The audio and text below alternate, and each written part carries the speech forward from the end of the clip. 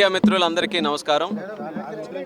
ఈరోజు విజయవాడ కార్పొరేషన్లో విజయవాడ ఈస్ట్ నియోజకవర్గంలో పెద్దలు పార్లమెంట్ సభ్యులు కేశినేని చిన్ని గారు, అలాగే శాసనసభ్యులు సీనియర్ నాయకులు మా కుటుంబ సభ్యులైనటువంటి గద్దె రామ్మోహన్ గారి ఆధ్వర్యంలో సుమారు 4 కోట్ల రూపాయలు 15th ఫైనాన్స్ కమిషన్తో 2 ప్రధానమైనటువంటి రోడ్స్ మన నియోజకవర్గంలో ఈరోజు శంకుస్థాపన చేయడం జరిగింది. దానితో పాటు ఓవరాల్గా తీసుకుంటే 15th ఫైనాన్స్ కమిషన్లోనే సుమారు 15 కోట్ల రూపాయలతో టౌన్ని సర్వసుందరంగా తయారు చేయడానికి ఇక్కడ ఉన్నటువంటి రోడ్స్ని బ్యూటిఫై చేయడం, వెడల్పు చేయడం, అలాగే రీలేరింగ్ చేయడం, కొత్త రోడ్స్ వేయడం, ఈ అన్ని కార్యక్రమాలు కూడా పెట్టుకున్నాం. విజయవాడ నగరం మీరు చూసుకుంటే కూటమి ప్రభుత్వంలో అందంగా తయారు చేయడానికి, అభివృద్ధి చేయడానికి కంకణం కట్టుకొని మరి ముఖ్యమంత్రి గారి ఆధ్వర్యంలో, అలాగే డిప్యూటీ ముఖ్యమంత్రి గారు మన పవన్ కళ్యాణ్ గారు, ప్రధానమంత్రి నరేంద్ర మోదీ గారు వాళ్ళందరి తాలూకా సహకారంతో ఈ ఆంధ్రప్రదేశ్ రాష్ట్రం శరవేగంగా అభివృద్ధి వైపు పరుగులెడుతుందనేది మనం అందరం కూడా తెలుసుకోవాలి.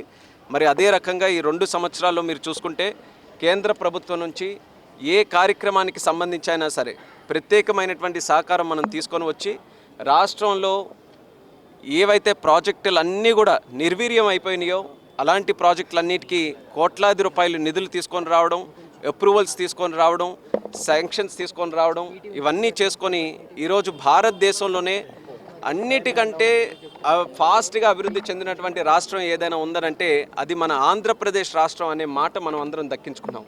గతంలో ఉన్నటువంటి గొడ్డలి ప్రభుత్వానికి ఈరోజు కూటమి ప్రభుత్వానికి మీరు ఒక్కసారి డిఫరెన్స్ చూసుకుంటే అప్పుడు ఏదైతే డిస్ట్రక్షన్ కోసం ఒక ప్రయారిటీ, అంటే ఏదైనా సరే మొత్తం డిస్ట్రాయ్ చేయాలన్నటువంటి ఆలోచనతో గత ప్రభుత్వం ఉంటే ఈరోజు నిర్మించడానికి చంద్రబాబు నాయుడు గారి తాలూకా నాయకత్వంలో రాష్ట్రం ఒక సరికొత్త అడుగులతో, సరికొత్త ఉత్సాహంతో మనం ముందుకు వెళ్తున్నాం. ఈరోజు మనం చూసుకుంటే మన రాష్ట్రంలో పోలవరం ప్రాజెక్టు కానీ, అమరావతి రాజధాని కానీ, అలాగే మా రైల్వే జోన్ విశాఖపట్నంలో రైల్వే జోన్ కానీ, లేకపోతే మన స్టీల్ ప్లాంట్స్ కానీ, ఇలా ఏ అంశాలు తీసుకున్నా సరే కేంద్ర ప్రభుత్వం తాలూకా సహకారంతో ముందుకు నడిపిస్తున్నాం. ఈరోజు ప్రత్యేకంగా విజయవాడ ఎయిర్పోర్ట్ను కూడా మేము సందర్శించి అక్కడ కూడా రివ్యూ నేను తీసుకున్నాను.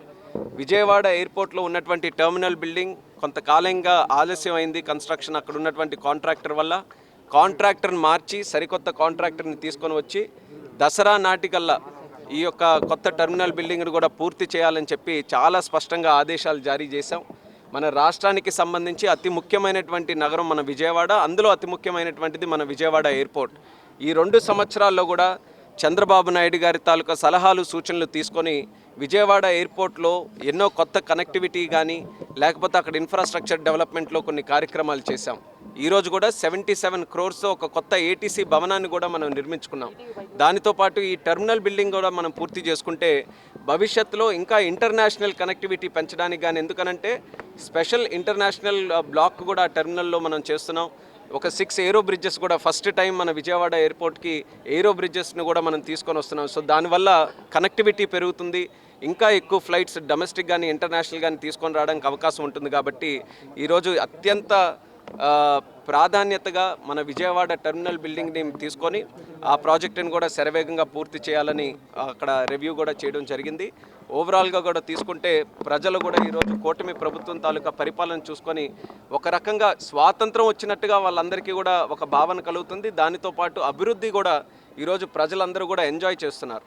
ప్రతి ఒక్కరు ఏ వర్గానికి చెందిన వారైనా, ఏ ప్రాంతానికి చెందిన వారైనా ఎవరిని కూడా విడిచిపెట్టకుండా తోచినైనంత వరకు ప్రతి ఒక్కరిని కూడా ఆదుకోవాలని, ప్రతి ఒక్కరికి కూడా మంచి చేయాలని, అలాగే రాష్ట్రం కూడా అభివృద్ధి వైపు అడుగులు వేయాలనే ఆలోచనతో కూటమి ప్రభుత్వం మంచి నిర్ణయాలతో ముందుకు వెళ్తుంది. దానికి ప్రజలందరికీ కూడా వాళ్ళు కంటిన్యూస్గా వాళ్ళ తాలూకా సహకారం అందిస్తున్నందుకు వాళ్ళకి అభినందనలు, ధన్యవాదాలు తెలియజేసుకుంటున్నాం. ఓకే.